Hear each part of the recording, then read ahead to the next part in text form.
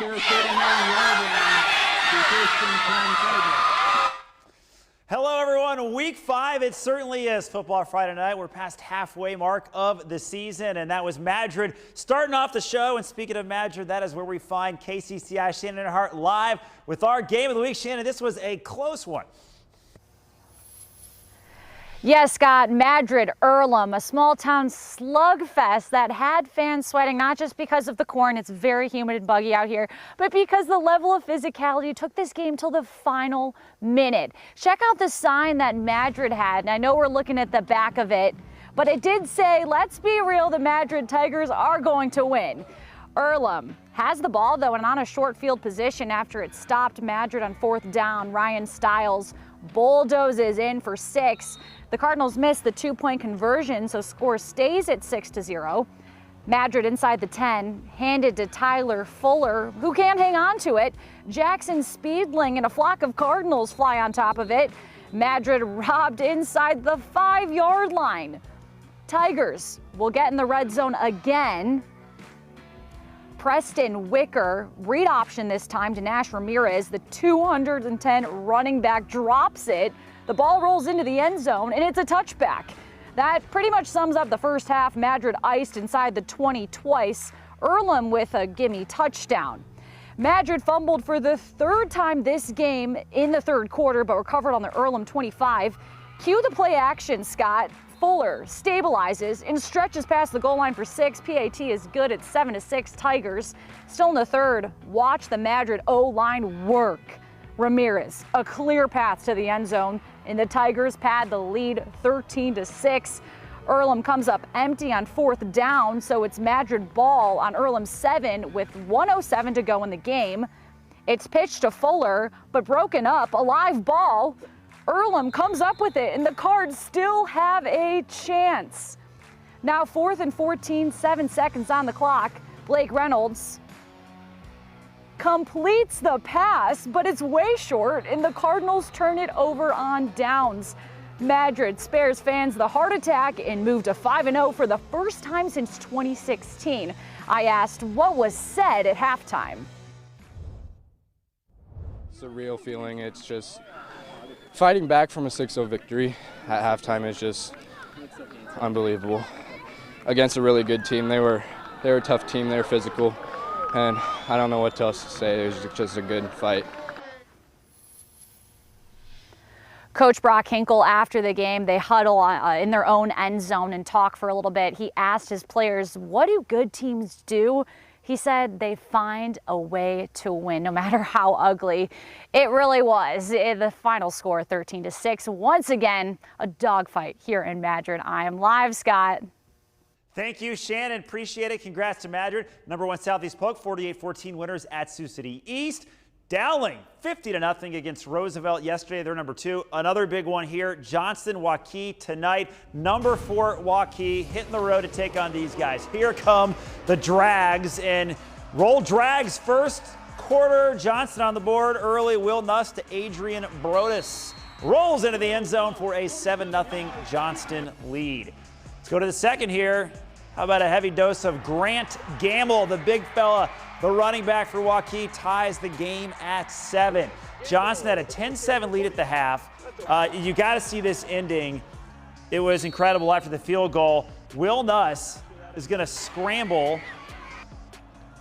Oh, we don't have that for you here. I will tell you that Will Nuss lost the ball, and Johnston, Waukee picked it up.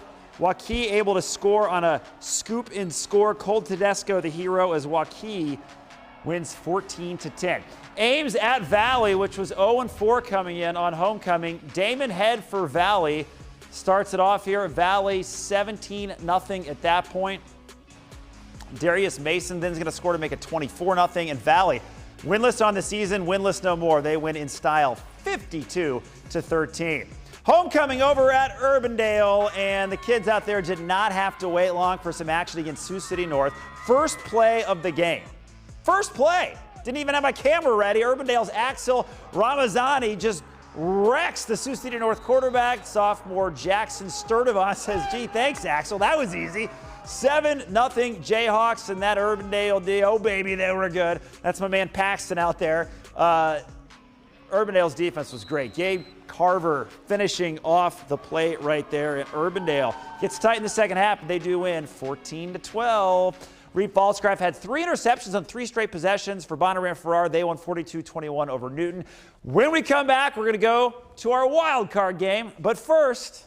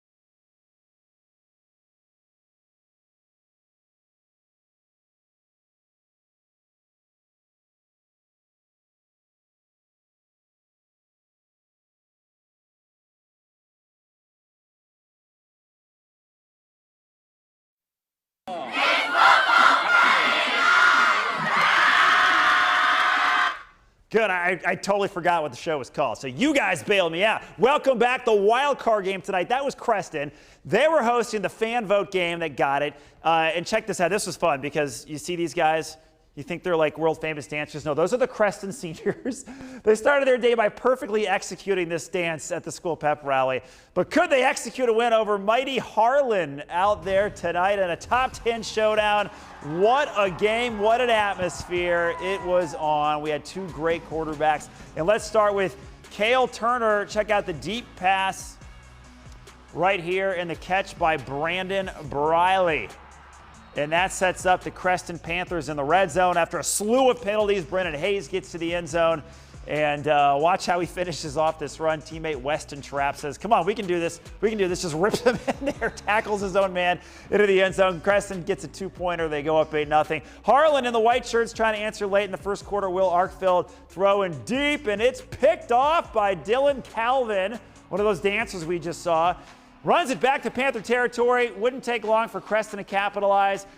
Here we are in the second. Turner with the QB keeper. No problem. Harlan turned it on late, but not enough. Creston stays undefeated, beating Harlan 25-22. Big win. Let's go to Iowa City West, hosting Ankeny. Thanks to KGAN and Cedar Rapids for these highlights.